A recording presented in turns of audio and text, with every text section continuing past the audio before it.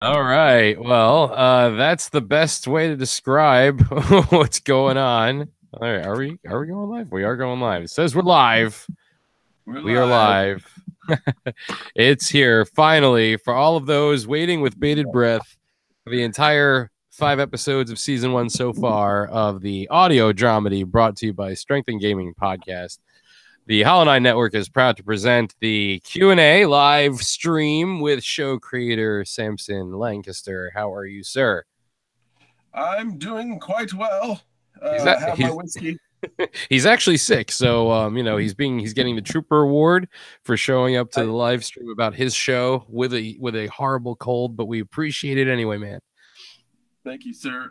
And not without. We also have technical difficulties, as you see. I'm on my phone at the moment, which is ridiculous for something like this. It's uncalled for and unheard of. But my computer has finally booted up. So after I pulled a Dave and dropped something on my power bar.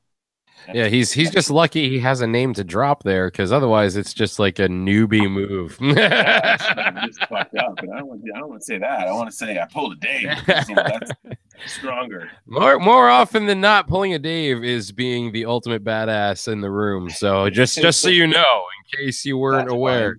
fine. I'm okay with that. I'm okay with that too. So maybe it's a pretty badass move that you kicked the power button on your power strip and that knocked your computer out, and here we are. Anyway, so this is sort of like something that would happen the first day in advanced band. You know, everybody comes back and there's a little bit of rust to knock off the oh, we got a webcam.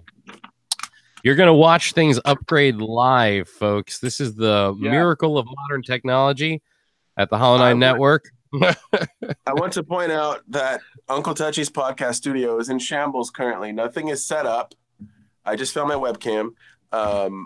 Of course, yes, I meant to set all this shit up yesterday or the day before that, or maybe even the day before that, or possibly this weekend. But yes, I caught some disgusting head cold that's been killing me, and my voice sounded pretty horrible this morning, and it's actually a lot better than it was. So that's one good thing, right? And that's always how it happens on the day of a big event, the prime event, which we're even apologetically showing up fashionably late for. At least when I saw Dane Cook and he showed up like an hour late, they had music playing and stuff. So we'll work on that for next time. Seeing as it is a show about bands, maybe we can figure out some hold music or a whole sort of intro purgatory-ish type waiting area for the pre-show of the pre-show of the post-show. But anyway, this is the most rambly opening to one of these we've done yet. And I don't know, maybe it's all form fitting because Samson was the first out of the group of I guess contemporaries who were starting to jump into the waters of audio dramas to full on tackle a comedy. And for those of you who have listened, who are watching, thank you for waiting for us. And you know what I'm talking about. And I guess the first thing that comes to mind is where do all these great beginnings start for you? Where did this whole saga of the story of Sam and Andy and and I think I can't decide. I like Royce and Johnny equally. I'm not alone in playing two roles on the show, but it's an awesome thing that Samson had for me to do for this. So tell us where this began. What was the genesis of Advanced Band?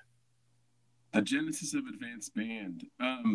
I do have an answer to that question. However, I think it's not letting me join on my PC because I'm still on my phone. So I need to cut out for a second. I hope. I promise. Famous last words. We shall see. Be right back.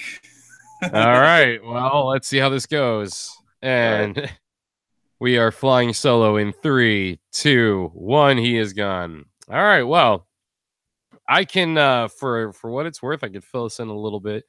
I think anybody, if you are catching this on a Hollow9ine feed of some kind, thank you for checking us out. Really appreciate it.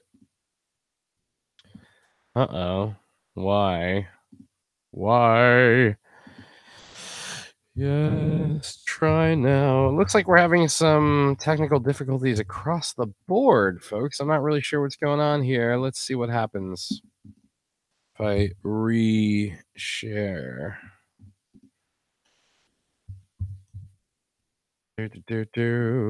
Anyway, so Oh, there he is. Wow, that was very Jack Torrance looking in the corner there. So I'm like, oh, there's another person on the screen. I can't hear you. It's the same problem we had with the other guest. You can hear me though? Yes, you can hear me, but I can't hear you.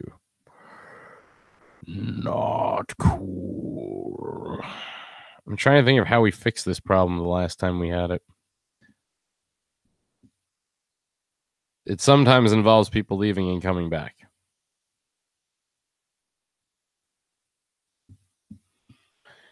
Well, anyway, I'll do a little. Oh, I heard something for a second there. Is your mixer turned up? I forget. I hate to throw those pesky little things. I did hear a whisper of some kind of connectivity there for a second, but it went and it came and it went and it's gone. So whatever you were doing, keep trying that. If I'm not back in 5 minutes, just wait longer. Check, there you are. Check. So you can hear me now. I can hear you. This was the problem I had. I can't get the fucking voice in the headphones on my mixer. Oh no, you can't. So you can't hear yourself? Nope, can't hear myself. What if you put the settings on the what's it called, on the Google Hangout to be audio out to your computer, or audio, and then you have to plug in headphones to your computer? No, that's not going to work. My sound card is jacked. What about now? No. Check. I can hear myself faintly in the background as well. Check, mic, check.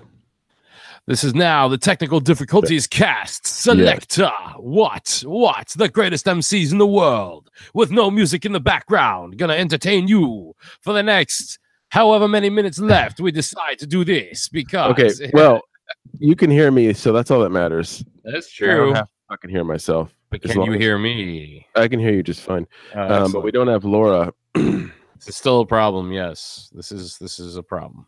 Let me see if I can like invite her. No. I mean, it's the same link. You've used it twice to get in. I'm just gonna add her. Yeah, let's do that. Let's do that. Do that. What up? Runda Rhythm. For anyone who's watching Netflix and needs a new show to watch, check out People Just Do Nothing. Okay, I added her to the Hangout. Mm-hmm.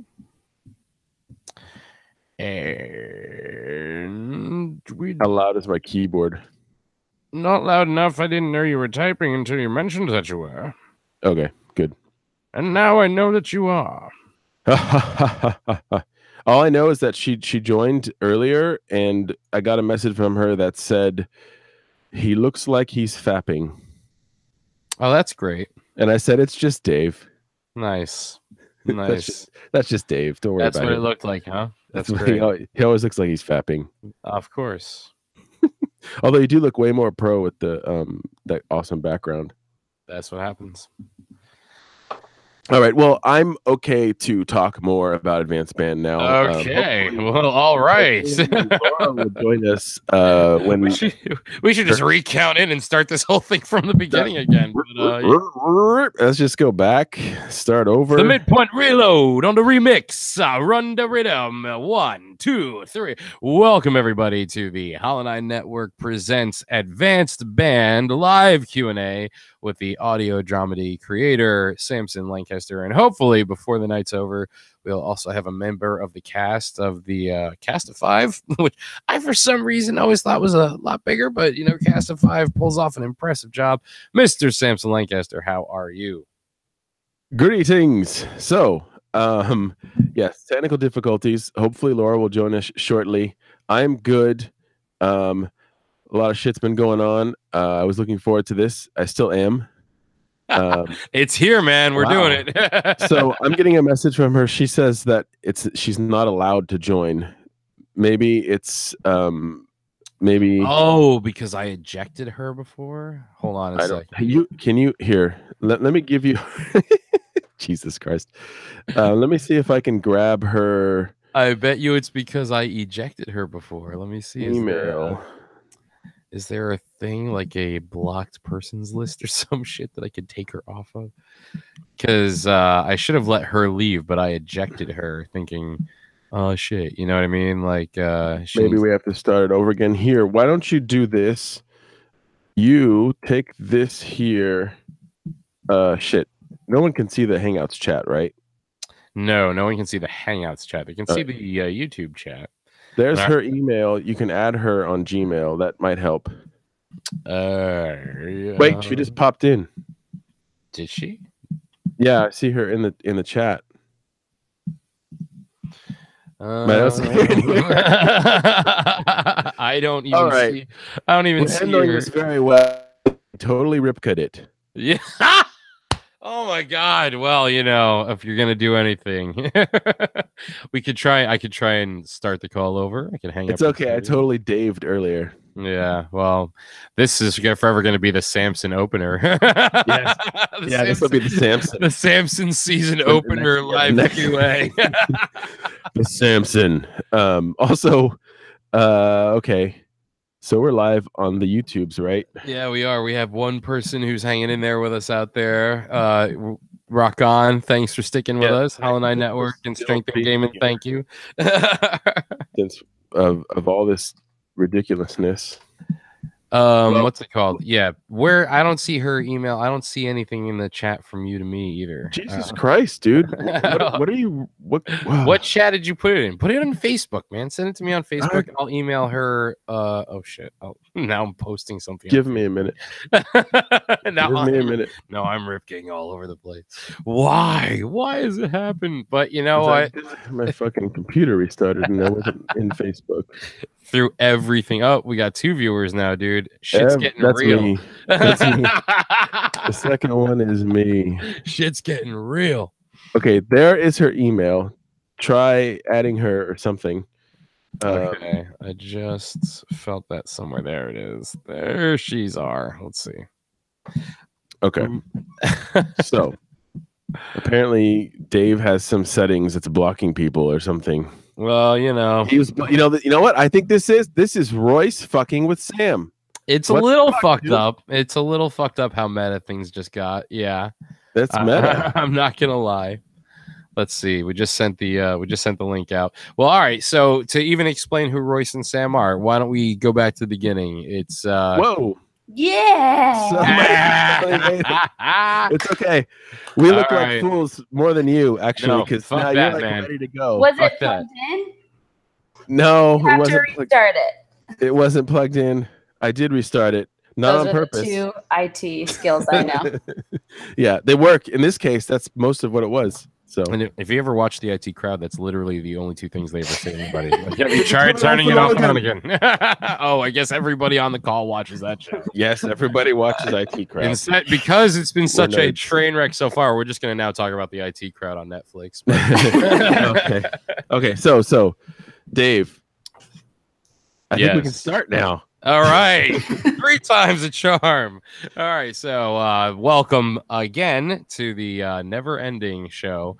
The Hollow9ine Network presents the Advanced Band Audio Dramedy live Q&A with show creator Samson Lancaster and show star Laura Lockwood.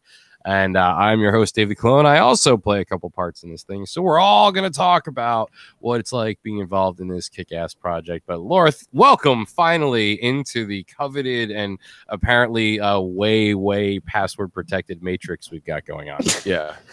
Thanks. Happy to be here. Some firewalls and shit. Like, we're just like blocking everybody. Yeah, it's called human error. It's a giant wave of plague hitting us. Biggest firewall there is. All at once. Well, I guess, you know, I love the first one of these. Usually a couple of these happen per season, per audio drama. At least in the crowd we run in, there's a whole bunch of audio dramas kind of springing up lately from the Terror from our Artist Union crowd. And we kind of do a couple of these. And the first one's awesome because I can always just go, so where did this come from, man? Tell us where you got the idea. Tell us about the genesis of Advanced Band. And so far, I asked that question twice and the show literally almost fell apart. So let's see what happens now. Yeah, the fabric of time and space. A curse upon us, a plague upon was twisted Another black hole was born just now. I am going to take your Dark Seraph if you do not tell us. Hey.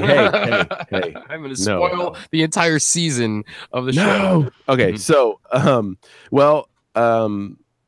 as some may know, I've had a podcast, a long-running video game podcast called Strength Cast, which is that lovely banner behind me. I've been doing that for like 5 years, and I don't know, several months ago, I was just on a WOG, we call them WOGs, with my wife, which is a walk run, basically, like, because we're too fucking old for just running now. It's painful. Yeah, man, I'm not letting people behind the curtain like that. We're not going to talk about age like that. If you want to, by all means, yeah, shit hurts. I get it. Life. Yeah, we were walking, and I was mentioning that I had recently pitched in for a buddy of mine's series that he was trying to start on, like a Kickstarter kind of website or GoFundMe or whatever the fuck.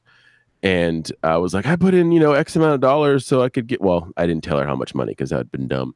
I just said, like I pitched in for, executive credit on yada, yada, blah, blah, blah. And we're on the discussion or topic of creating things and what I want to do. I want to be a creator. I want to create more things, and I want to, and entertain people. And she's like, you need to stop throwing money at shit and just create stuff. And I was like, that's a valid point. Spouses are supposed to be good for that. Ideas. And money too. You notice how stop throwing money at things is the first part of it. Yeah, stop throwing money at things. Slide into the actual life lesson part of it. But go ahead. So we'll digress on that. And so I basically was like, through the course of that same wogging session, I don't know. It's a weird word. I believe it's pronounced yogging. Yogging, man. I was yogging.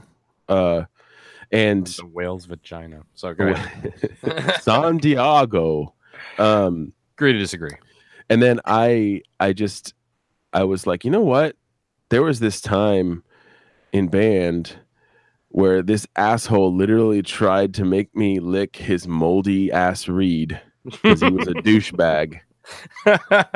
And I'm not doing that on purpose. And he had horrible breath, and he was just kind of a bully in general. And then I thought about, we were all three of us, me, Sam. Wow, dude, you're just dropping the bombs everywhere, man. And Royce were all alto sax. Those aren't their real names, of course. But they're fictional characters, people. Get over it. And so they're on the show called Advanced Band, which if you haven't listened to, you can't really pause a live thing. You're just gonna have to go with us on faith. But advancedbandshow.com is where you're gonna want to go to check out all 5 episodes that are available now. And continue on with your story, man. And then I told her about that and about all the other shit that was going on and how awkward and ridiculous it was being a fucking nerd or an outcast in a nerd school. And I was just like, I you know what? I have way more than 1 season's worth of fucking shit with this. And then, but I was like, it would be awesome as an animated series when I came up with the name too. I was just like, it should just fucking be called Advanced Band. That's what the class was called. It should be called Advanced Band. And then, I started going with it. And then, I think I came online. I was talking to Dave on Messenger, and I was like, dude, this is an awesome idea. I think it'd be really cool as an animated series, but I have no idea how to I don't have the resources. I don't have the skills. I don't have anything to make a fucking animated series. I don't have any money. So keep giving it all to other people's Kickstarters. For Seriously. Yeah. I need to stop giving money to other people's Kickstarters. And Dave, my own Kickstarter. Dave, who had already started Tangent City, which I was already a part of, was like, dude, make it a fucking audio drama. And I was like, are you I don't know if that'll work. I don't know if that's gonna all these images in my head. I don't know if I'm gonna be able to make it come out and people will actually be able to see what I see with just audio. And I think the rest is history after that, because I said fuck it and I tried. Yeah, man, because we were working on Tangent City, and it was like we're making it work over there, dude. You know, and the things I think Dave you were was making it telling work with you like were- a million people. you were telling me like little bits and pieces of the story too, and I was like, dude, this is gonna be fucking awesome.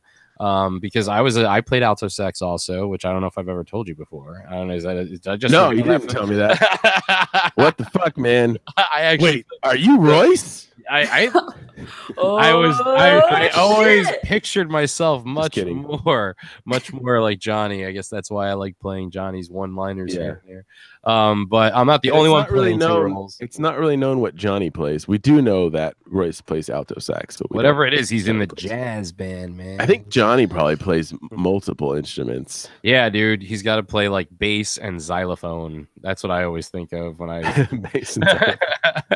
But Laura plays two roles as well, and she actually crosses a gender barrier with the two roles she plays, which is heavy lifting, man. You're like the main star of the show. So tell us a little bit about how you got involved. Did he give you this long-winded pitch that he's giving all the viewers tonight about what the show is, or I really had to convince her. It was very hard. how did this? you? I think I blacked out those conversations. I feel like there was a lot of exposition on his side, and I was like, "Yeah, I'll do it." And he was like, "Because this is my idea, and like this is how I'll do it." And I was like, "Yeah, okay." And he was like, "And then maybe like you could play this." And I don't know if there'll be more like characters. I don't know. It's kind of like spitballing as we go. And I was like, "Yeah, I'm on board. Yes, okay, great." I was literally telling her character's life story in chat. I'm like at work being like, more deep.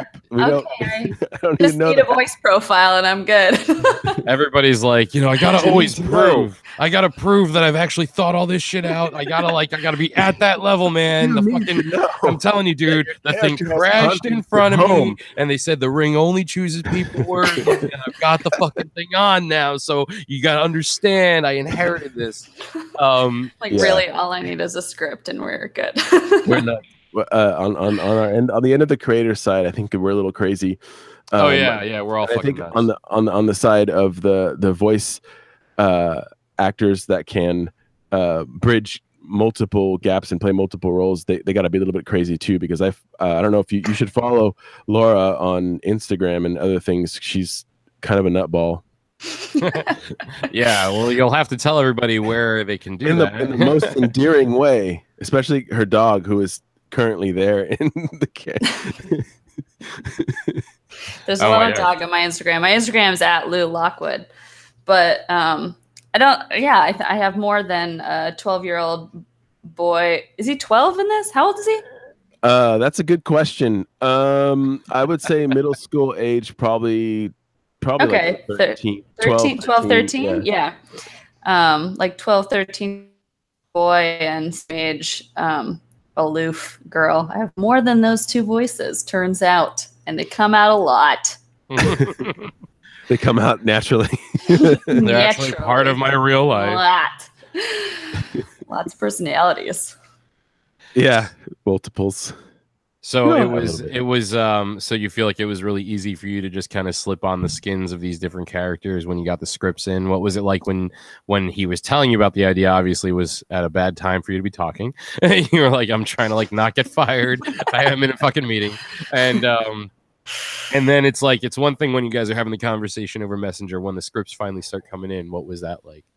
That helped a lot to flesh it out. I think I pay attention a lot more to actual like reading scripts. It's a language that I understand more than just like, I feel like you had the idea, but just like a messenger explaining it, like, then this is why, and that's my inspiration, but I'm not going to go there, but over on this side. And I'm like, okay, I can voice stuff. Just send me a script, and that I understand. And once the script came over, it was all like way straightforward. And I was in band in middle school and high school, and so it's definitely a setting I'm familiar with. Did you play alto sax also? Because that would be very spooky if you did. No, my best friend did. No, I played piano. I like how at first when she was pausing and not responding, I'm like, no fucking shit. She's gonna turn out to have played alto sax. This actually did just get really, really creepy all of a sudden. Illuminati. What do you play? I missed it. Piano. Oh, piano. Okay. Yeah. You were a pianist. I was a pianist. Yeah. Wow. So I guess let's go around when you're doing the actually for you're doing the narrator. So for you, it's sort of like the kind of I feel like that's probably the relief, right? Like you've gotten the script written, you've gotten them out to all the people, and you're doing the part that it's that's almost like you're just the last thing I do is the narration. After the entire everything is recorded and I start putting shit together, at that point, that's the last thing that gets recorded is the narration. So is that the final exhale for you? Like, is all the stress is gone after that narration gets laid down? Yeah. Plus, it's easier to do at that point because I know exactly what the episode sounds like. So I go with whatever it is, and sometimes I change my lines off the cuff just to make it work with something that I thought was funnier on audio than it was in script or whatever, or something that the voice over artists. I know there's only two of you here. It just seems silly to say artists, but well, we each there are only a few of us still means we're artists. There's two of us here, and we each play two people. We're actually four motherfucking characters. Yeah, it's the four characters. We do a full crowd here. Jesus. No, we actually have almost all of the cast here. I'm just fucking with you guys. We're really only missing Spike and Drew, and Drew is he's kind of a small part, but Spike is just screwed by his job all the time. So, but I was gonna say something and I fucking lost it. I don't know where I was going with any of that shit. So okay, well we can maybe pick that up when it returns. I'm recovering from some ridiculous cold. So. Yeah, I've had this thing where I keep catching people in interview situations where they're in some state of slightly altered. It's like they're either jet lagged or sick or getting over sick, and so they're like, I may say something definitely altered. I may say some things that I don't know if I should, but whatever, and it's like, hey, dude, whatever, it's all good. We're all family here. But for Laura, what tell us a little bit process wise when you're creating the voices. Is it always just picking stuff from the sort of vault that you've already got, or do you picture the character at all? Tell us a little bit about what it's like when you're trying to bring these characters to life for Samson. There's surprisingly little visual element to me. I know sometimes voice actors really want a sketch of their character to match a voice to it, but I feel like I never had that when I was reading books growing up. I didn't really visualize what a character looked like. It's the feeling that they are, I guess. This just got deep, everybody. So you guys have he's light them up. Light them up. I have very little, my brain doesn't work in visual ways, I guess. But so in the most useful things that Sam gave me were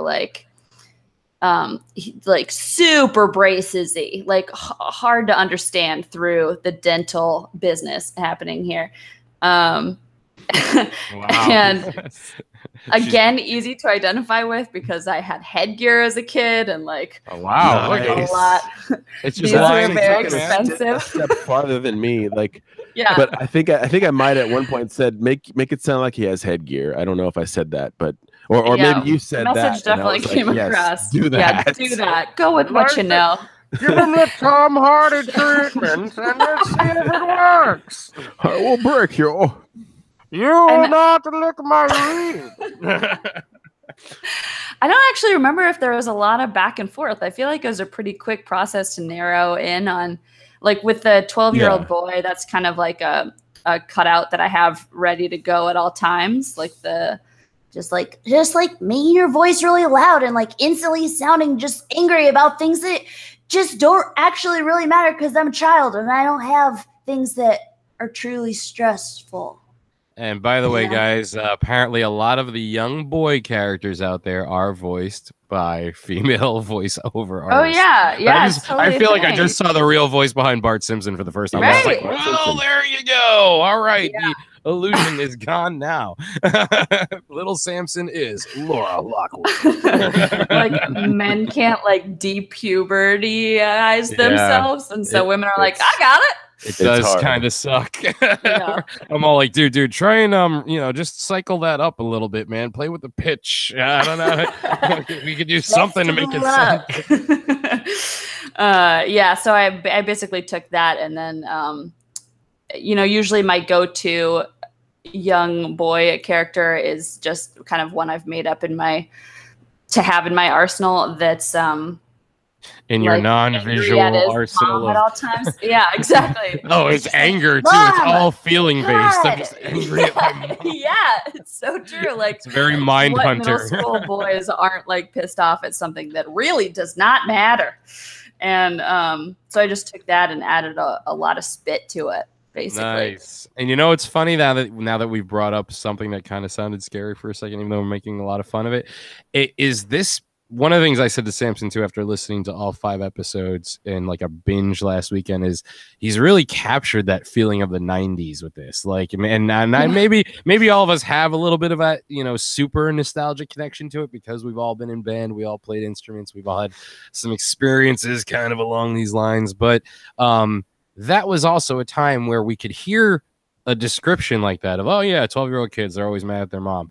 And you're not like, oh fuck. So should we report that to somebody right now? You know what I mean? Like now God, it's fucking like, millennials. It's like, it's really crazy how some of those shifted paradigms make themselves more visible once you go back and visit an older time where it was like, man, shit, for as horrible as some of these stories are, like, it was so much cooler back then. Like, I would go back there in a second for all this shit, the music, the card games, you know what I mean? Like, just lost youth, I guess, is one of those things that becomes kind of the opiate of shows like this. And I think it's something that Samson did really well, both with the crafting of the script and obviously, thank you. Not to tout myself too, but the casting of the characters.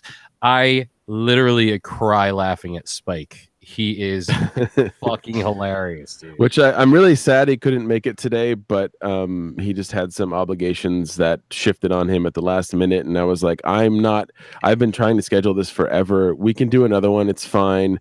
I think I was more focused on getting Laura on the show, and so I was like, we'll do Spike next time. So it'll be awesome if we get everybody after the season finale, but at the very least, we'll schedule it around Spike, which I guess is what I should have done to begin with. I just assumed that I should schedule it around Laura. But, I was gonna say, I'm pretty sure you were like, okay, give me some times that work, and I was like, any evening, and you're like, okay, what about this evening? And I was like, yeah, yeah, he definitely gives you that Hollywood edge when he talks to the rest of us about it. He's like, I don't know when Laura's gonna be available, so whenever the fuck that is, the agent is stonewalling me. God, like, listen, guys. All right, I am putting the house up for a second mortgage to make sure this shit stays afloat. And you guys you're not making it easy, is all Seriously. I'm saying. But yeah. I gotta tell you, I mean, again, I'm consistently blown away by how big this show feels for how it only has a cast of 5 people. That was an interesting thing that you said to me. I just at first assumed that it was because since yours and Drew's shows, Tangent City and Orchid Grove respectively, are so fucking huge. Like, I think Tangent City might have a little bit more cast than Orchid Grove, but like, what do you have, like 50 people on your show? Jesus Christ. What? It's actually 33 right now. That's a lot. We're at the Freemason level. No. Okay, but let me hold on. And there are actually 2 parts that I'm trying to cast 2 characters currently, and as far as I know, I'm planned to play 3 characters. So you're saying that you have 33 people, and I know that I'm playing multiple characters, and I know that you're playing multiple characters. Yeah. That's a lot of fucking cast. And it's kind of the curse of not having it being based on stories from my childhood that have a limited scope. You know what I mean? It's like, I'm just letting myself write free. Like, oh, fuck it, man. So what? Okay. In this scene, there's going to be a guy behind the counter, and there's obviously going to be someone else in the store with our character who we've already established has a partner. So that's 4 people right there. And 2 of them are already people like you playing 2 or 3 other characters.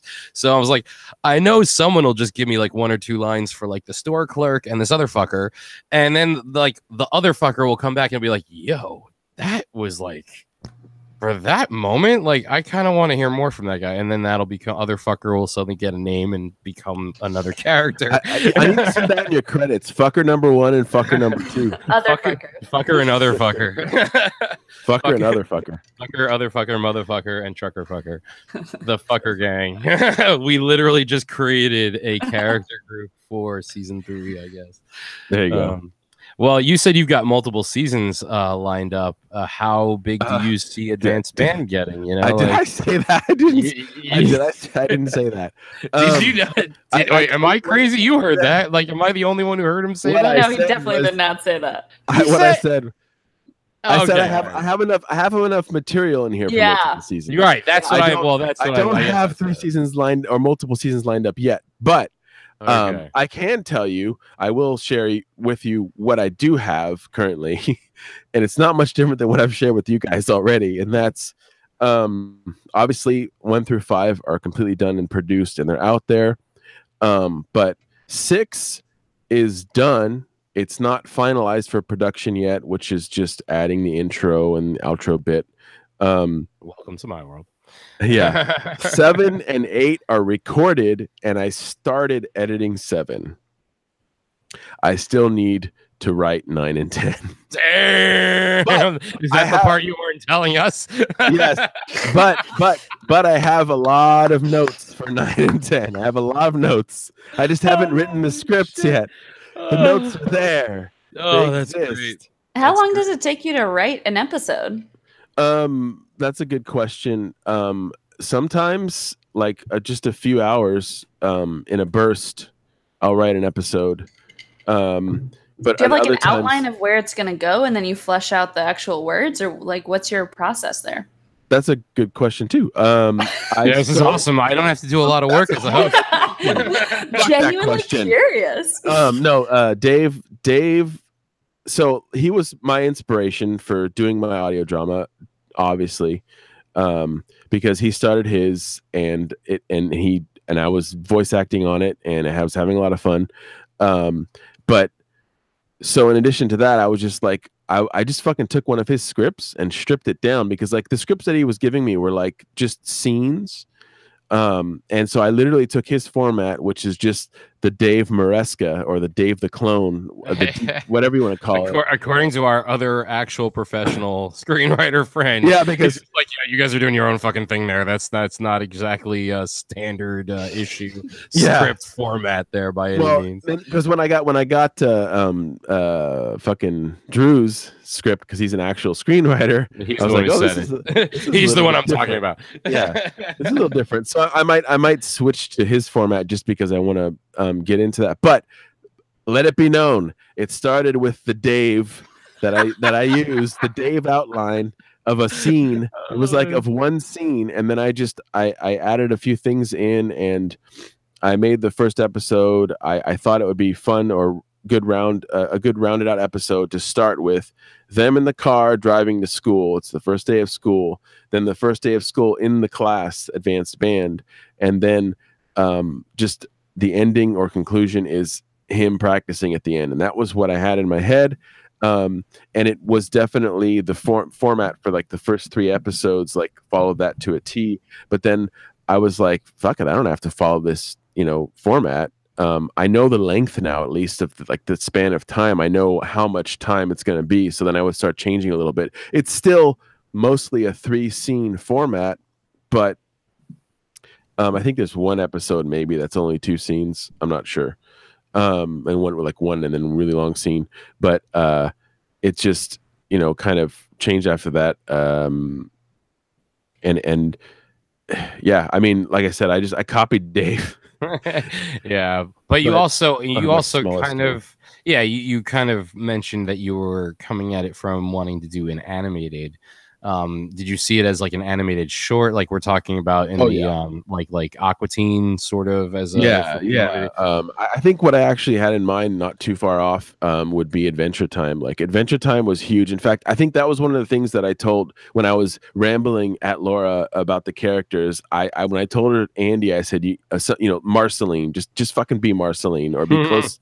Give me your best Marceline, and it was perfect. that's just, it worked exactly how I'd expect it to, because that's the character that when I watch Adventure Time, she's the coolest character. If I had a crush on, it's hard though. I like Bubblegum and Marceline, but their relationship, their like besties relationship, is like the best thing ever. So, and I think that's kind of what I was asking when I was asking Laura. Like, and it's funny that as the writer, you're like, this is the voice that I'm thinking there, and that's what he gives you as the springboard. If she even remembers that. I say, did that translate for you? I mean, that was I didn't even talk about that character. Complete. That was definitely like one of the best directions I've ever gotten, because people like, I feel like when people are directing female voice actors, they either go like girl next door or sexy. Like those are your options. Jesus. That's horrible. I actually just passed somebody last night going, I need a sexy voice, and you got it. Sounds like that's porn direction. And it sounded horrible. Like in my head, I'm like, I just harassed somebody. I think you're like I mean, maybe that works for like seduce me. I don't know, like a detective. But like a 12-year-old girl, you're not going to be like, make her seductive. Like, yeah, that would be gross. So basically, but to that point though, I did say, you're Sam. You're the really nerdy, ridiculous. Make that spitty voice, because I loved her spitty voice, because I've forgot to mention I've worked with her in the past. She's done the commercials for Strength in Gaming for Strengthcast. I found her on Fiverr, and I paid her to make a bunch of commercials, and then after that, I of course had checked out her portfolio and everything, her demo as it were, and she had a really spitty character, and I was like, you know what? Actually, no, I take that back. You said, do you want me to do it spitty? And I was like, yes. As nerdy as possible. That was my idea? Yes. That came from the female artist, by the way, guys. Just if we're talking about who are the predatory ones here. You must have said like he had braces or something. Yeah, I did. I definitely said he had braces. But then I think spitty, let's go. and then you did like two or three takes, and I was like, after the first episode, I was like, go with the spittiest one possible. That's what I chose, and that's what we're gonna go with. But for a bold choice, sometimes hard to understand. Yeah. I was like, I think it works. I think it works. I think it works. A couple of times I was like, no, that's fine. It doesn't matter if it sounds like this or that. I think it still works. But with Andy, I said she's his crush. She's a year ahead of him in school. She's an early bloomer. She developed before everybody else, and everybody knows that at that age, at that time, the girls are like a fucking foot taller than the guys. Oh my god, dude! And they it's ridiculous. The gym teachers in my school used to actually constantly pit the guys and girls against each other to prove. They're like, all right, all you fucking tough guys, you want to see how this goes? All right, who starts going through puberty first? Yeah, that's right. Ladies, line up on that side. Guys over here, kick the shit out of them, ladies. Like, they were like full on. Amazons. Let it fucking happen, dude. Let it happen. Speaking to that, and this is one point where me and Sam, the character, differ. I played a lot of baseball as a kid, park league, t-ball all the way through fast pitch. I've been beamed by fucking 70-mile-an-hour balls and shit. But the point being that every year for the park league, they would have a girls versus boys. So it'd be hardball or whatever versus softball. And we lost every time for multiple reasons. Obviously, one of them we just discussed. At a certain point at that age where they went through puberty, we were fucked. Like, then we're done. we're destroyed. But also, we're very used to playing fast pitch hardball, which is a much smaller ball, a different pitch, different gloves, different bats. And when we did boys versus girls, we always played softball. So we were fucked no matter what. So just swing the bat and then the ball slowly hits you. Yes. Take your base. It was soft. By the way, I've been hit in the face with a pop fly softball. It's not fucking soft.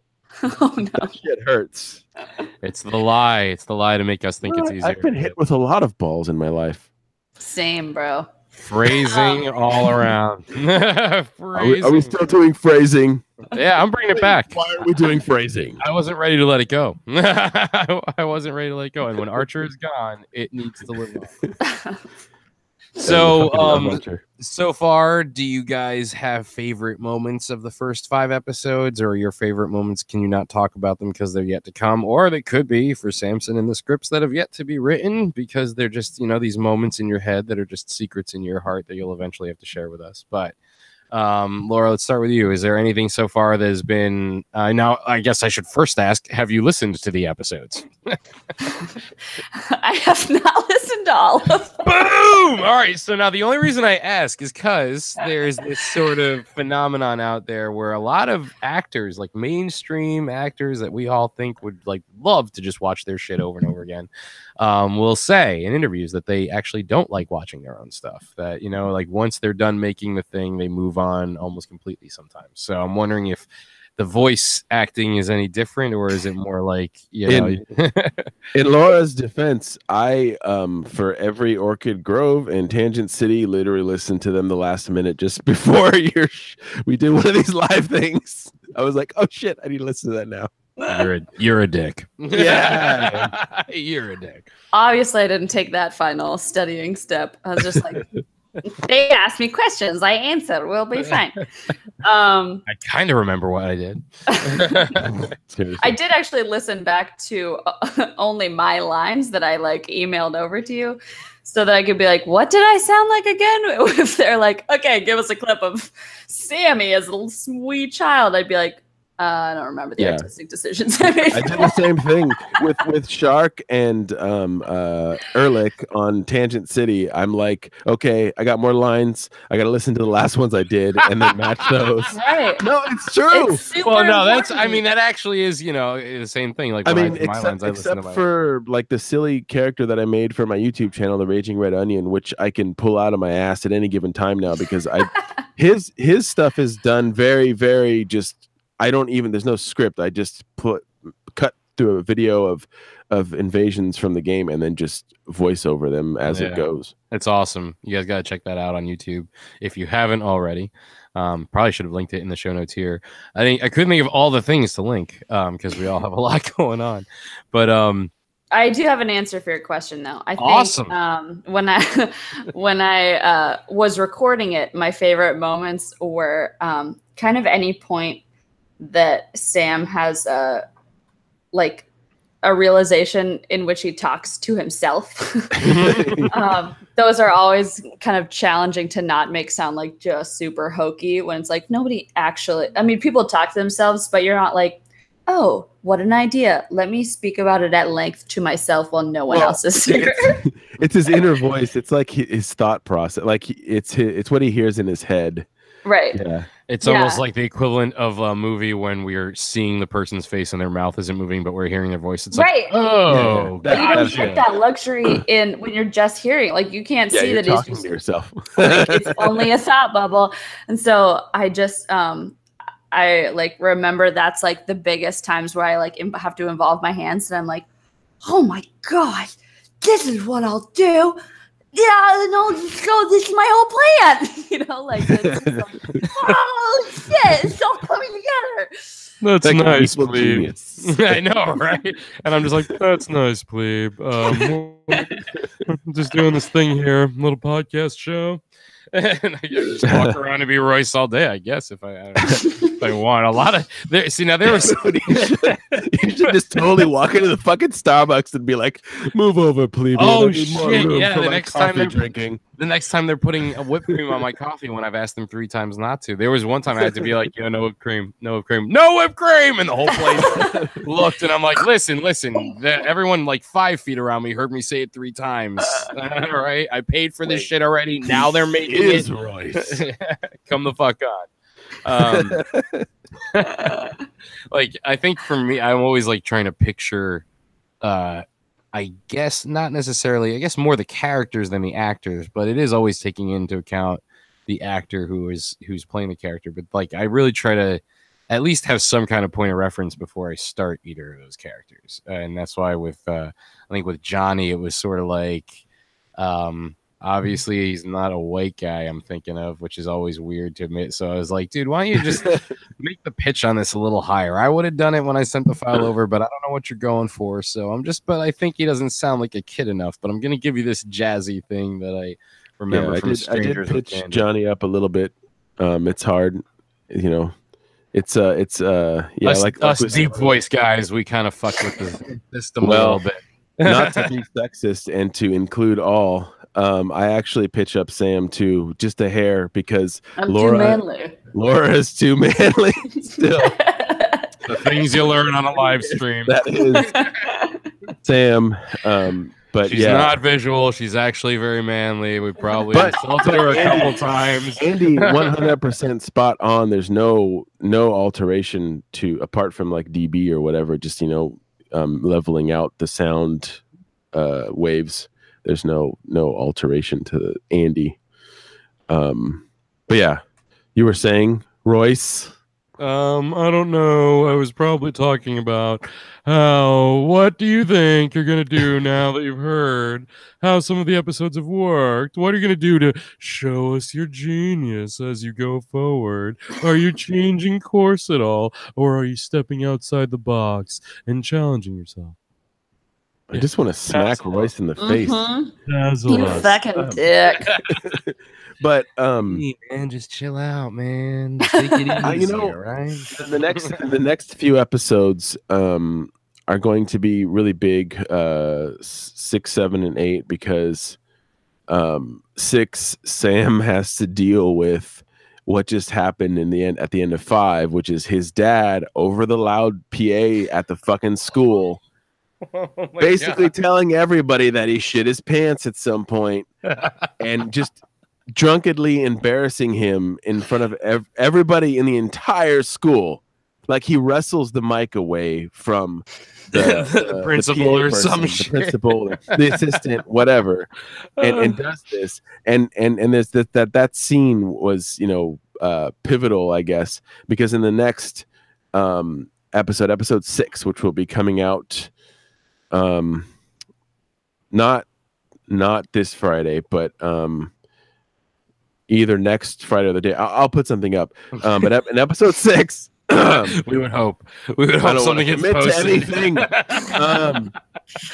I'm just gonna he's walking into all these traps that I can't even tell him about because he already walked into them. So it's episode 6 is actually already done, but episode 6 that just pisses them off more, man. You can't tell them shit like that. Entitled Sick Day. There's a little spoiler there. It's entitled Sick Day for a reason, because he obviously has to deal with what just happened. I can't go to school today. I'm sorry. That was bad. I can't go to school today. There you go. Thank you, because that was disrespectful as hell. I am so sorry. I'm very offended. Yeah, as you probably should be. That wasn't even a great attempt. I was just like, oh fuck, it's the kid voice. It's the kid voice. I don't do that shit. Okay, so you get to hear a little bit more of Sam's home life, as it were, in that episode. But then 7 and 8, there's some really big 7, there's a huge climax, I would say, maybe, and a resolution. And 8, what's the word? Revenge. 8 is the post-coital cigarette. Yes, seriously. 8. He's like, 8 is finally getting up and walking across the room for some water. Go and pee. No, but I do. We all have our post-sex rituals. Oh my god! Hey, it's healthy. It's very healthy to clean it out afterwards. Don't want a UTI. Jesus Christ! Exactly. She's correct. You don't do the cigarette first, I guess. Okay. All right. No. It's immediate maintenance. It's not like the movies, kids. It's not like the movies. Wipes and a piss. That's how it works. Wipes and a piss is the next. Movies never episode. address that shit, man. No, it's true. That's what we do. Yeah. It doesn't matter. That's how it works. Flush that shit away. Just like, guess I'm just covered in jizz right now. And it's fine. No. Although, and I know this is getting, we're going down a rabbit hole, but I have to finish it. I'm gonna end this rabbit hole right now. This is what they talk about in the back of Advanced There Band. are times when it's just really good, and then you wake up naked on the bed covered in jizz, going, "What the fuck?" Or still wearing the condom. Yeah, that's the best one. Like, Well, I'm married, so. Lucky you, motherfucker. Good for you. The band teacher is proud. But no, seriously, Come a long way. 12-year-old Sam would be so proud. We should totally give Drew a shout out though, because he is hilarious as Drew, Mr. Smith. yes, Drew Carson as Mr. Smith. Now, that's actually something I want to talk about. A big change. I wouldn't mind at some point in the future of Advanced Band, maybe after. Well, I mean, we could do something now, but just talking about what is real, what actually happened, and what is completely and utterly fictional. You know. Do you want to reveal that though? Do you want to reveal that, or you want to kind of? I feel like that might be something you might want to hold on to as. I want real recordings, like Goldberg style, like scene by scene, exactly what it was really like. Well, no. So I think to that point, no, I was saying like, what would people want to know? Like, if someone asked me, you know, was this part real or fake or whatever, I would answer the question. But what I was going to say about Drew, just to give a tidbit about that, Mr. Smith, an amazing Scottish band teacher, extremely apathetic, for reasons. If you've listened to at least 1 through 5, you know that perhaps maybe he was supposed to teach it at a university, but this is maybe a famous magnet school, and he's wasting his life now with these shitty kids that don't know what the fuck they're doing because they're just kids. Was the actual teacher? She was a she, and she was American. And I know, and this is like, oh, you're sexist. You wanted to turn one of the characters into a man. Well, no, I just at the time thought I liked my band teacher, but I didn't really have any extremely memorable moments that had to be specifically her. And frankly, she was probably too nice for this. I needed somebody. So that's another thing too. The band teacher is actually way more of an asshole than my band teacher was. My band teacher was fucking amazing. She was super nice. We called her Mrs. K. And Mrs. Kessinger was her name. She was an awesome teacher. And yeah, she was too nice. Did you send her a link to the show? Do you know if she listened? I don't know if she's still alive. Here's how I remember you. Holy shit! I don't know if she's still alive. God. Hashtag Mrs. K. Anybody know if Mrs. K is still out there? She was awesome. My band teacher was awesome. But so that being said, my real band teacher was too nice, and I needed some asshole band teacher that was kind of apathetic. And I just thought Drew embodied that, and it was awesome that he has a Scottish, an original or authentic Scottish accent, because you know it works. It helps. He's from Scotland. Yeah, he's actually Glasgow. You channeled my childhood there because my band teacher was a huge dick. He made fun of a kid who stuttered all the time. Like, hilarious now looking back, but really not okay at the time. Yeah. There's a lot of things we could look back on with 2018 eyes and be like, oh, so you were totally abusing the fuck out of that kid right in front of us. This is some shit that you could get sued for now. Probably. Oh, yeah, dude. Still. Everything, like all the stuff that's happening, like, especially in the first 5 episodes, it's like if this were happening today, that's like sexual harassment already. Like this already, like when he mentions her assets or something like that, or her big personality, because it has been I guess maybe I don't know if it's obvious, but inferred that Andy's character again developed early and is busty, I guess, and that happens. That's a real thing that happens. And how do people deal with that? Well, it's that awkward time when you're a kid and it's confusing. Yeah, back when Clarissa was explaining it all. My balls haven't dropped yet, but hers have. Yep. It's always awkward. And apparently she has a soft spot for your kid. She does seem to at least have a he's a harmless pet kind of. Yeah, I love that. Like, it makes her a lot more complicated to voice. That it's like, usually if you could just go straight bitch with it, that's pretty easy. But to have like a super cool in the middle, that's like also lovingly and not sarcastically. Like, sometimes it's sarcastic, but a lot of it's genuine, and she like actually likes him, and it's tricky. Like the nickname Freak Boy, that's like a, I mean, it's a term of endearment, right? Yeah, it's a term of endearment, but it's also, it sounds like, because I think I've had one of the listeners, who she actually has a what's it called? Oh my god, my brain. No. Oh, brother. On the website, on advancedbandshow.com.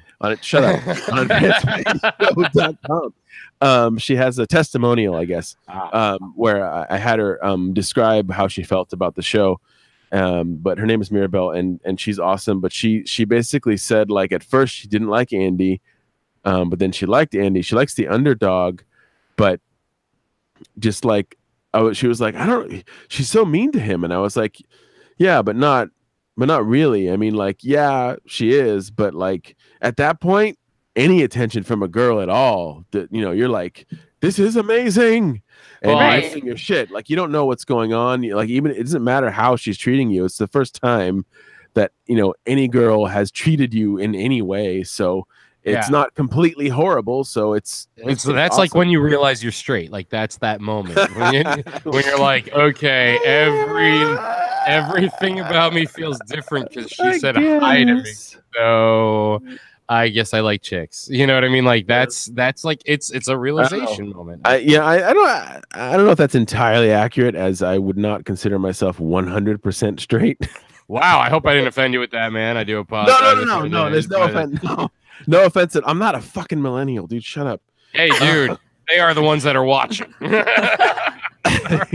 Fuck you guys. Those are the guys. Those are the people who know about donating to Patreon and shit. They're like, oh yeah, you gotta give them money. Speaking of millennials, Jesse, another person who was huge and instrumental in being one of my test audience members. He also has a testimonial on advancedbandshow.com. Jesse, he is, I don't know if he identifies as a millennial, but he is definitely in the millennial range, because he's a fucking fetus, just like all the other fuckers. I'm so fucking old now. So for him, a lot of this is a time before that he even is familiar with. Yeah, and he's also gay. So it was good for me to get his opinion. And he loved the show, and he had an amazing, like, ridiculous. He wrote essays. He gave me like, I like that testimonial was like just a tiny excerpt of like the essays that he wrote on episodes like 1 through 4, and so he really, like, I was worried about, like, because there were gay jokes. There are gay jokes in Advanced Band, because what happened in the 90s? There's so many gay jokes in the 90s. Gay jokes. It's the time. Have you rewatched Friends? Oh my god! Yeah, millennials are so offended by Friends now. And I fucking I just entirely watched the entire thing through like a month ago. We just finished it, but again, like I said, I watched it, growing up. But the gay jokes, I was like, are they offensive? In my head, but like, I mean, obviously Jesse is a level-headed person, a logical thinking person, a reasonable person, because there are obviously SJWs out there that would probably be offended by gay jokes, but fuck them. But fuck them. That's amazing. Kind of naturally flowed that way for you, but fuck them. It's I think there's something. I think there's a difference between like writing gay jokes into a 90s like sitcom setting than there is like being blatantly gay with like casting choices and that kind of thing. Well, it's also too, I mean, like, there's obviously a very deliberate attempt to transport the audience to another time. Yeah. And for me, it's one of the things that I'm reacting to the most. You know, not just listening to it because I'm in it, guys. And I actually do like to listen to the shit that I do. So I'm the outlier in the voice acting world, I guess, or in the acting world in general. Well, but I do too. I do too. But and it's like, you know, I'm a procrastinator. I feel like the thing that it sounds like you've discovered is that sort of not giving a fuck and having no fear and just, you know, because I think making it real. Yeah. This is what happened. Like, I mean, obviously it's fictional, but like, this is the shit that went down. That's what happened in the 90s that I remember, that I recall. And one of the things that was funny, Eddie, a shout out to Eddie Vargas. He's the creative director for Advanced Band and Strength in Gaming. He does all the designs for he designed the album cover for Advanced Band. He designed fucking awesome job, man. That shit looks great. Yeah, it's amazing. I gave him that picture of me in middle school with my fucking saxophone, and I said, I want this and the crest that's on my shirt emblazoned in there somewhere. And he just did that, and I want it to be 90s. And then as he was doing it, like he wouldn't take forever, but you know, I'm impatient and I'm very excited about this. Careful how you fucking promote your people, man. You're like backhanded complimenting everybody. Like, hey, look, he didn't take fucking forever. No, I'm just really demanding. I wanted it immediately, is what I'm saying. Backhanding myself. Anyways, I told him like, hey, is it coming? What's going on? He goes, yeah, I got this thing going with all these things in the background, and it's very Lisa Frank. And I'm like, oh my god, this fucking sounds amazing. And I'm like, and then he's like, I'm still working on it. And then like, I was like, oh Jesus Christ, you're killing me, dude. Give me something. I'm dying. It was only like a week, honestly. But then I was on vacation for New Year's. We were my wife and I were camping in Anza Borrego. We always like to drink in Anza Borrego by a fire, you know, and that's how we spent New Year's. But then I get a message like one night, the day before New Year's Eve or whatever, and I just get this image of the Advanced Band album cover, and I was like, oh my god, that's fucking amazing. And I'm like trying to text him, and I have no service, and it's not going through, and I'm like, fuck you, I just want to say this is amazing, and I can't even say that. Eventually it went through, but the point that I was getting to, I don't recall. I was talking about Eddie Vargas for some reason. Eddie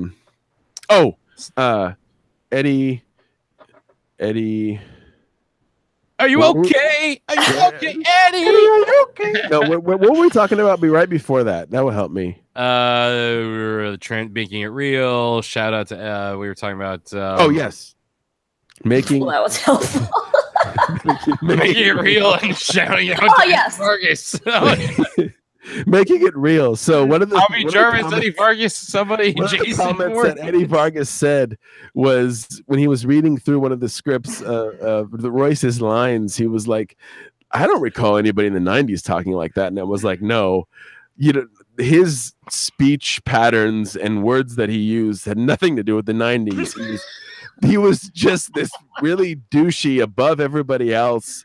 And we're all nerds. And he was one of those pretentious assholes that used those big words and you know, tried to make everybody feel like ass by calling them things like peasants or plebeians or him in some way. I mean, I pictured it more like a cartoon character from the 90s. You know what I mean, like it seemed, you know, and for as much as it's got Lisa Franco on it, definitely also has a Nickelodeon feel to the creative that came out for Advanced Band. And so, you know, it's almost like, I know he didn't sound like that, but somebody who has the gravitas of like the bully on Doug, you know, I thought about a lot of the Nicktoons, you know, and so, so like that's, you know, in my mind, I sort of would picture something like that, but to that point, you didn't really give me anything like, oh, it's this guy from this movie or it's this guy from this show. No, you were just like, here are the lines. This guy's an asshole and this guy's in the jazz band and he's the cool dude. And I'm like, all right, it's like opposite ends of the spectrum. And yeah, exactly. I was watching a lot of Strangers with Candy at the time, and they have like the jazz band teacher is a guy they call Jazzy.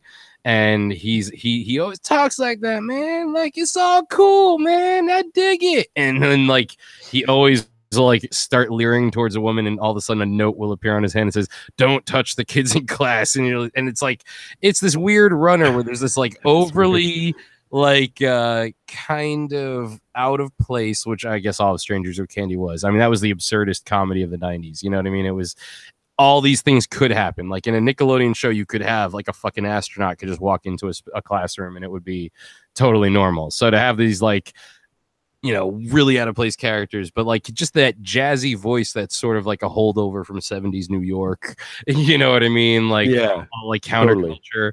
Totally.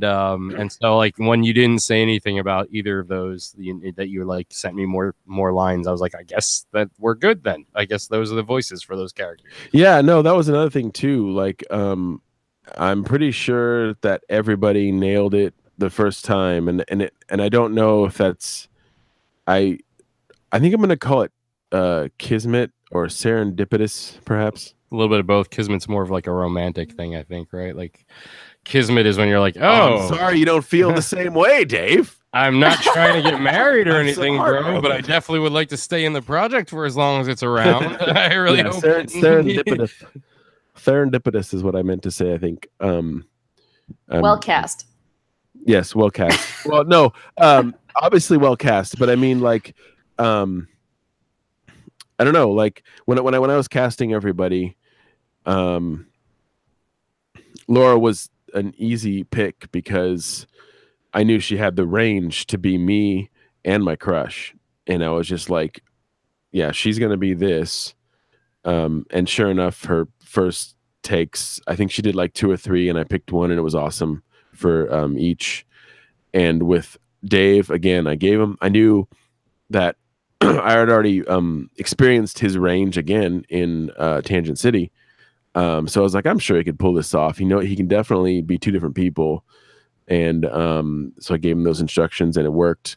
With Drew, I mean, I just told him to be himself, honestly. And that wasn't hard. Drew's literally sleepwalking through this whole project, Drew, but you're doing a kick-ass job of it, man. Yeah, fucking cunt. Hey, shut up now, and we're gonna watch Mrs. Starfighter or whatever. Mrs. Sureflame. Mrs. Sureflame. Or Galaxy Door. Galaxy These are Door. the options.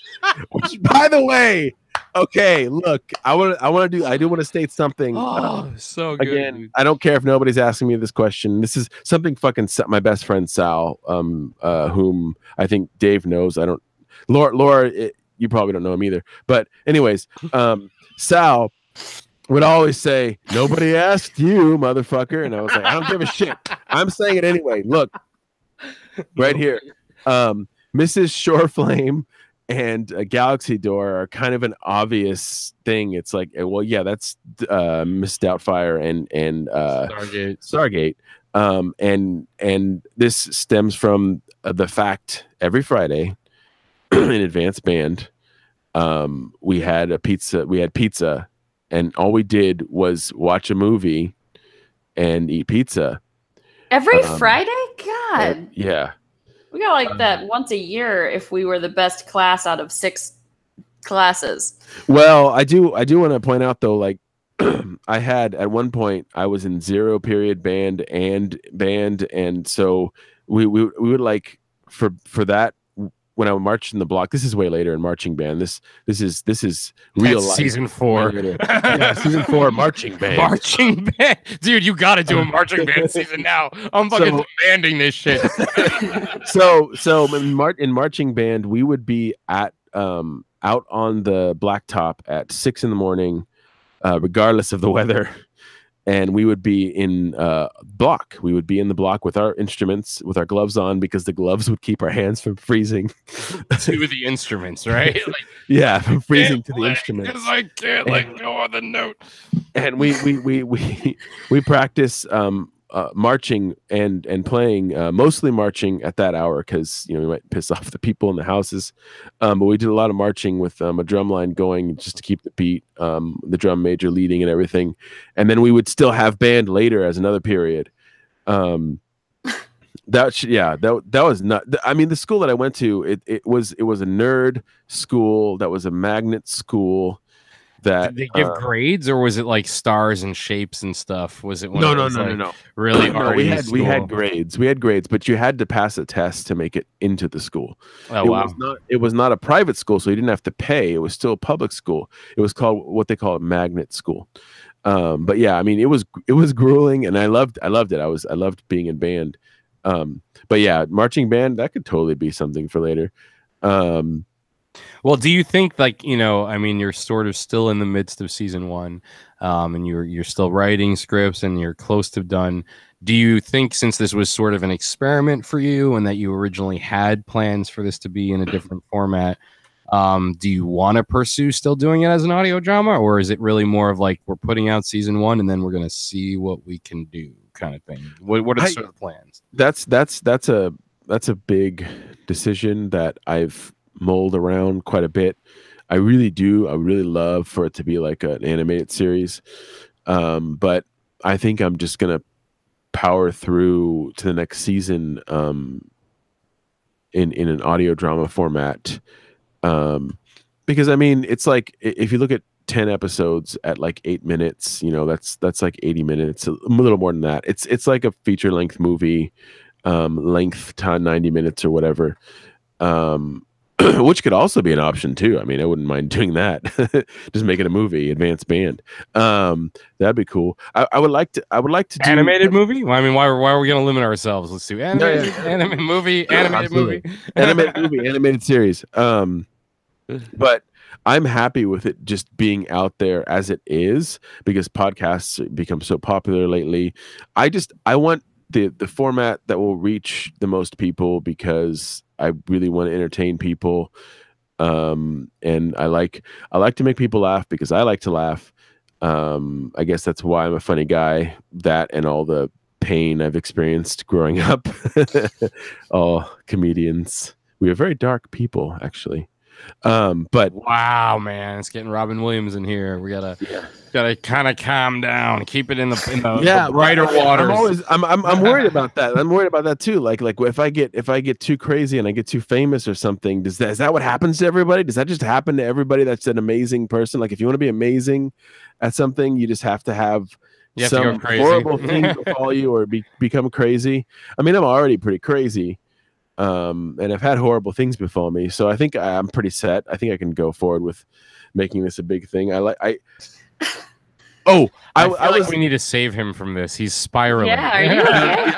No, what if we unlocked? It's okay. No, but I was enough to be famous. Yeah, I was continuing with casting, and then I got on a tangent. Casting, I got all the way through you guys and Drew. Spike.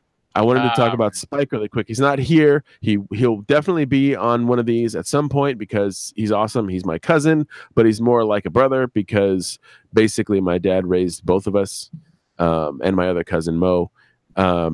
So Spike, who lovingly referred to as my dad as Uncle B, because my dad's name was Bill, and so he went by Bill William,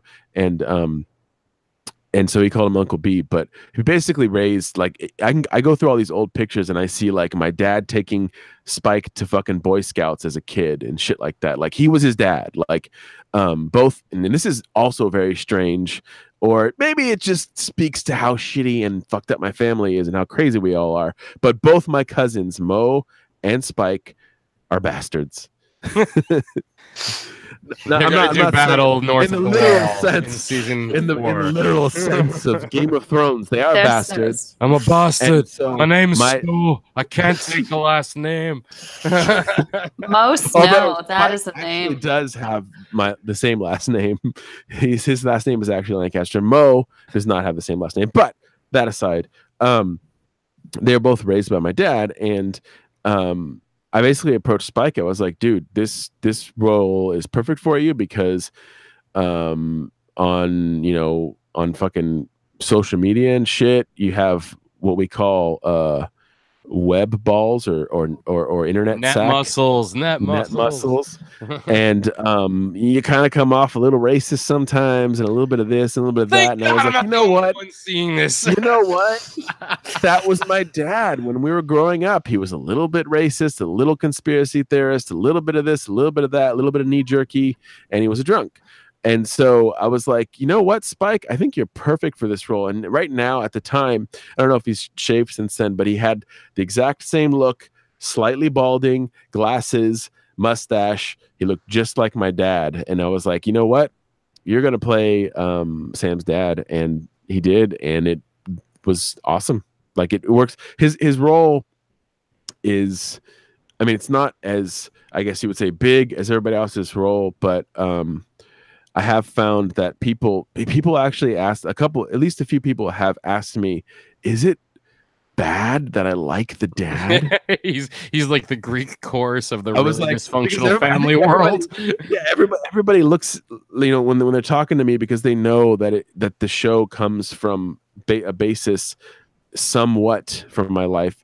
That they're like, oh God, if this really happened, is it horrible that I think I like your dad? And I was like, I think it was the first time when he is it episode 3 where he's like, "Sank, the government has tapped our landline," and I was like, oh my God, like I spit out whatever I was drinking because I was just like, oh God, that's awesome. Like, am I watching YouTube right now? What the fuck just happened? This became. What was really funny about that in particular, that first line there, that's like the first, I think the first or the second one. He had some trouble. I was directing him because he's here. He's at Uncle Touchy's Shirtless Podcast Studio. So I was just there directing him, doing the lines, and he would read a line and be like, "That's so mean. I can't say that." And I was like, well, especially if you know the person it was based on, like that's tricky. Yeah, he's like, I feel horrible. That's so mean. And I was like, don't worry about it. Take another fucking swig of the Kessler, you ass, and fucking do the line. No, I swear to God, man, we should do a documentary about making this audio. I literally bought a plastic bottle, a pint of Kessler whiskey, the gross shit that my dad used to drink. One of the few things, like one of his main ones, and because I knew this would trigger something in Spike, and I was like, this. Yeah, dude, you're fucking Hitchcocking this. You're actually seriously real and triggers. That first line. Fucking actors are cattle. I don't need to care about you. I'm horrible. It's okay. He's like, drink and read. It's okay. Fucking writers and contracts. Shut your mouth and say the fucking lines. Where he literally takes a sip of the Kessler and says, "Why can't you be a real man?" or whatever. And that was perfect. It was like beautiful. So I just. That was like that process. I would always leave that bottle of Kessler on the table when he'd come back. Shit, man, that's like violation. The landline thing. He goes. He keeps going. That's so mean. I go, okay, look, it's okay. Don't worry about it. You got to understand. This is an audio drama. It's meant to be hilarious, and it needs to be over the top, and it needs to be a little exaggerated. So I've exaggerated all of the characters in different ways. Sam is much more nerdy than I was, and saying that to me sounds weird because I don't feel that way. That's kind of how I pictured how I was, but through the eyes of other people, apparently I wasn't quite that nerdy. And the dad, he was a drunk asshole, but he wasn't quite that bad. And so I just said, it's exaggerated. Don't worry about it. And then after he reads the landline, they're tapping our landline. He like goes off mic and he's like, that's not exaggerated at all. They're tapping our landline. I was like, oh, this is so good. It was really funny because he himself has a little bit of conspiracy theorist in him. But I also did say, be my dad, but also be Alex Jones. Oh my God. Do it. Now you might not want to. Yeah, you gotta get. I don't know, man. These landmines just keep going off. Fucking frogs. Yeah, seriously. Laura, when you send the lines, do you read the whole lines? Like, do you give him full takes of the scene, or do you do a couple takes of each line? Do you have a sort of standard operating procedure? Because I've noticed that it varies across the board with the huge array of folks I work with. And I know that I definitely give Samson full takes of the scenes. He gives me the one word sometimes 3 times. You give me more than full take. You give me like your breakfast and shit, and like this long tangent between each thing. Like, God damn it, that sounds ridiculous. But it's fun. No, I do enjoy it. I do line by line, definitely, because I think it's easier for me to get into a scene rather than like do a whole episode and then go back and like do it again. And so I feel like I edit all of my own like freelance voiceover stuff too, and I think it's a lot makes the process kind of more like streamlined. If you have one line that you're focused on, like A, B, C, let's go with B. Okay, right. Next line, like A, B, C, and C is better with this one. And so from the editing perspective, that's my preference. And then also like from the acting side, it's easier for me to like really get into like the embarrassed mode and do all the embarrassed takes in one go than it is to go like embarrassed and now like angry at dad and now like sheepish and then go back to embarrassed, you know? Yeah. Nice. Samson, yeah. What about you? And what, as the person putting the show together, I mean, there's a lot less of us to deal with for you. So you can pretty much, I imagine people are pretty much giving it to you uniformly. Yeah. But what's it like when you have to finally put the thing together as opposed to just sending the pieces out to other people? It's really nice. I haven't had any issue with that. Like with Laura's lines, I get them, and the first episode, I think there were 3 takes, and then after that, I think it was only 2, maybe, depending. It changed, occasionally. But I think a lot of lines I just give you 1. I'm like, this is good enough. Yeah. I think later, this is what you get, motherfucker. Like in like episode 6 plus, it was like 1 line, and it was fine. It didn't have any issues. But with Spike,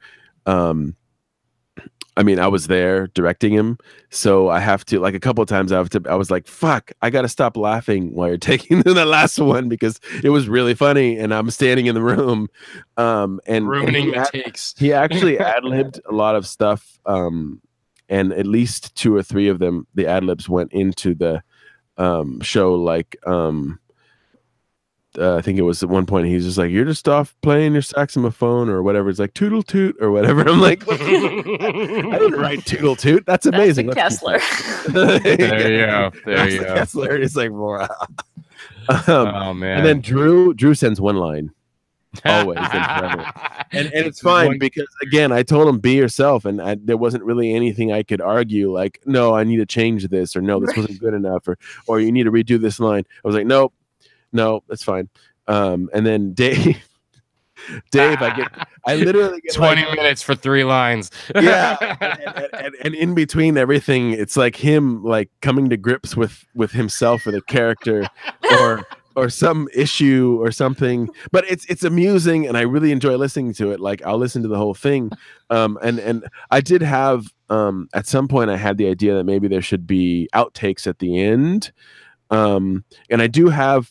I guess I have stuff from Dave that would work, and I have stuff from Spike, obviously, because he was here, and you can fucking hear me laughing and shit in the background. But Laura's extremely professional. Yeah, I could. And Drew again too, professional. There's nothing like that. I guarantee you that's the reason why they do that. They're like, fuck no, I'm not giving this guy outtakes. No fucking way. Yeah, because I have no idea what he's gonna do with this shit when I have no control. No, that's Strength Cast. That's my other podcast. I put everything like the worst possible thing that can happen, everything gets recorded, and then the funniest shit gets thrown at the end or whatever. But it's a lot of work, man. It's lots of balance. I don't know how you're doing both, but well, I'm not currently. Well, you can kind of play off like you are. I was gonna say congratulations until you threw that under the There might be people listening. Yes, Strength and Gaming is on a break at the moment, but the good news is I have written a plan to relaunch it. So I just got, we got burnt out. It happens. And I am focusing on advanced. And you have this now. Yeah. And I mean, dude, it's awesome job so far. Season 1 is awesome. I kind of, to be honest, thought I was kind of done. So now I'm intrigued to know that there's still 2 more episodes coming down the road. I'm like, all right, we got some more shit to do. All right. Yeah, there's still 2 that you have yet We're going back to the island, guys.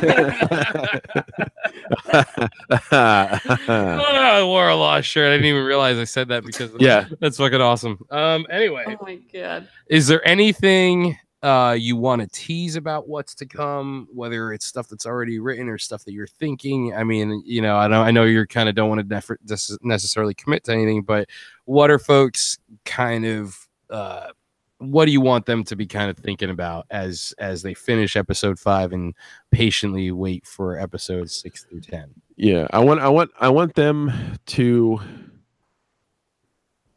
think that, you know, Royce is obviously an asshole, but you know, something's coming. That's got to come to a head. That there's a climax where things happen.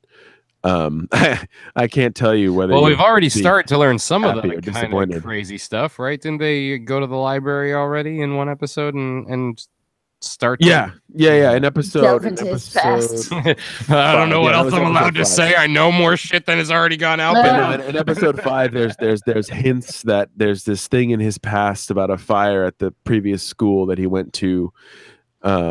And now we're in an episode of X-Files. Yeah, exactly.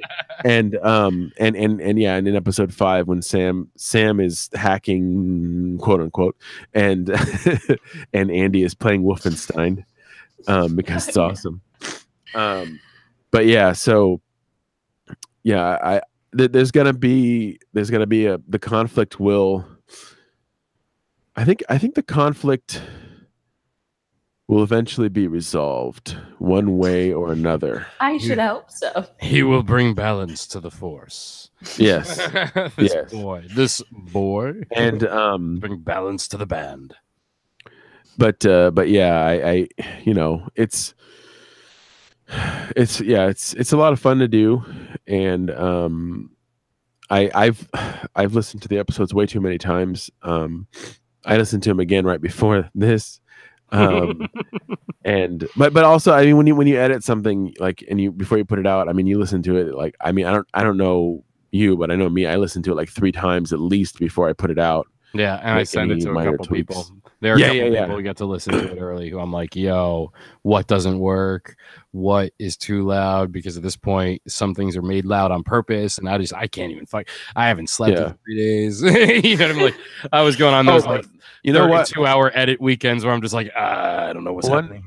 One thing I do want to say before we're done, I guess, is that my favorite part about the show so far has been sound design and creating things like an entire classroom going, oh, that shit's fun, because like I said like 6 times. I had my wife say it and a couple other things, and Dave said it a couple of times. You make those? Yeah. You can buy some say that, like, there are stock libraries out there, but I've noticed that costs money. Well, there's that. None of that. A lot of them are doing membership shit now, which makes it a little bit more cost effective. But honestly, it depends. Like I have this thing called freesfx.co.uk, which is where I get a lot of the stuff that's completely free. But that stuff's like ridiculously outdated, which is fine in most cases for the 90s, but literally some of it's like from the 60s, and you're like, oh, that's not going to work in this case. But a lot of it works. And then the stuff that doesn't work, like I tried to find like a classroom saying oh or whatever, but I just couldn't find the right thing. And the same thing goes for there's a scene later, I think in episode 7, where there's like a collective bunch of people like saying ow or whatever, and that works the same way. I did it exactly the same way. But yeah, I literally like DIY. Yeah, it's fun, and that's what I like about it. When you do something like that and listen to it and you're like, well, that's very convincing. It sounds like I bought a sound effect from a fancy place, like you said. Yeah. I mean, it's part of this whole adventure we're on, right? You know, we're George Lucasing right now. Anytime we're coming up, for an ancient art form, I guess we're George Lucasing. For some shit they've been doing since before TVs were around. Yeah, we're really fucking breaking new ground. But I think in to a degree, you know, when you listen to older radio shows, and there are some podcasts that used to be around that were just those old recordings, you're like, all right, I get it. But Yeah. you guys hadn't seen fucking moving pictures yet. There is something to be said for trying to go. At least I know with Tangent City, we're trying to go for as close as if there was the only, like, as if you just had your eyes closed and there is a picture. Yeah. You know what I mean? And to that effect too, that since it's only audio, in order to manifest these visions of these characters in people's heads, you got to exaggerate a little bit. Yeah, you have to. Like the punch sound effect. And the punch sound effect is this. I basically use the standard punch sound effect from every fucking cartoon or movie that ever existed that was ridiculous. Because the punch sound effect, no, this is not what it sounds like when you punch somebody. But it's what everybody thinks it sounds like. And so it immediately triggers, oh, yeah, she just punched him in the arm, obviously. Duh. And to be able to do that with just audio, I think that's really cool. But it does, I think you have to exaggerate it just a little bit. I think one day I am going to do the, buy the chicken and just punch the shit out of it in front of a microphone. Like I've watched a lot of these documentaries about Foley work and they're like, oh yeah, breaking bones is just really crisp celery wrapped in a wet towel and you punch it and it sounds like breaking bones underneath flesh. And I'm like, no shit. And I tried it once. I didn't record it, but I just tried it and I was like, yeah, that could fucking work. So, like there is that aha moment where you're like, motherfucker, that kind of, all right. Yeah. This is something I could do on a Saturday. A lot of the sounds you hear on TV are not real, but they get the point across. Yeah. Well, it's interesting. I mean, like, we're George Lucasing, we're Steven Spielberging because we're using your imagination. And in that vein too, it's been, the field has sort of been set up for us because these sound effects exist and they already trigger in people's heads what they're supposed to be. So that makes it a little bit easier. Yeah. Every once in a while, I think the universe might be listening to us because there was one week I went to edit like a Distraction Demons promo and I was like, I really need a girls roller derby team and all the roller skate sound effects and all the shit that they have out there really suck. And I was like, fuck, I was really, really frustrated. And then like a day later, I went to the same library and put in roller derby again. And all of a sudden it was as if the fucking LA, whatever it is, the LA Rollers, whatever the fuck the name of the LA roller derby team is, like they heard me asking for it. All of a sudden there's like 20 clips of them practicing, of them scrimmaging, of them playing. And I'm just like, no fuck. Because I was actually going like, all right, I could take every roller skating clip I find and just layer the fuck out of them. And maybe it'll sound like they're doing some shit. I'll throw some basketball in there too. So if we get some squeaks, some reverb for that echo of whatever. Yeah. And all of a sudden I'm like, oh shit, look at this. The LA Rollers, you guys fucking rock. I'm gonna have to give you some kind of attribution on the page once it's all done. All right, well, you know what? Let's let Laura pimp some stuff and you can pimp some stuff and I'll pimp some stuff and then we'll say goodnight because this long, awkward, slow to start, falling out of the gate show kind of came together pretty cool. I think we covered a lot of ground. You let people way behind the curtain. So I hope there's some new stuff that they don't know about. Even the stories behind cryptic, the stories. But Laura, tell us a little bit about what else you've got going on, where people can go on the interwebs to find out more about you and the stuff you do, and maybe even, have you become a part of their project for the right price and the right spice, I got a lot of voices hiding in my head. I'm happy to let them out at any point. She doesn't know what they look like, though. So if that's part of the deal. Not visual. You're welcome to send me one, but it's not going to help with my process. So my website is lockwoodvoices.com. You can listen to my demo there and read some testimonials of all the people I've worked with and how much they love me. My life and consequently a bunch of other voices are always present at on my Instagram at Lou Lockwood, L-O-U Lockwood. And then I also when we were talking about bloopers earlier, I was like, I should leave those in, I guess, but it's such a knee-jerk reaction to take them out, and they're gold sometimes. I have an Instagram account for just my bloopers. Wait, what? Did you not know this? No. So at Lockwood Bloops, I just that's such a great name. Lockwood Bloops, Jesus Christ. Lockwood Bloops, man. I post a bunch of the more entertaining sides of bloopers, of which there are many. So just my life at Lou Lockwood and bloopers at Lockwood Bloops. Nice. All right, man. I know you've been telling us all about advanced Holy band. crap, it exists. That's amazing. You've been Good telling job. us. I have to put in Instagram back on my phone now, fucker. There you go. That's what happens. You can't disconnect, bro. Once you're in, you're in. Nah. The system fucking has you until the world ends. You're part of it. Actually, no, I don't, because I think I can play them right here from the fucking webpage. Oh, do it. Oh, look at that. Look at you being all fancy and schmancy. Why don't you tell everybody else about what's going on besides Advanced Band, or where they could go to learn about Advanced Band if they haven't picked it up already or seen it in the show notes for the show that they're watching. But still, do your thing, man. Pimp your shit. Yeah, sir. Advancedbandshow.com. That's where you can find everything about Advanced Band, the cast and all that fun stuff, testimonials, etc. I also have a YouTube channel, which I haven't done anything for a few weeks, but the Raging Red Onion, he commented in the chat, by the way. I saw that.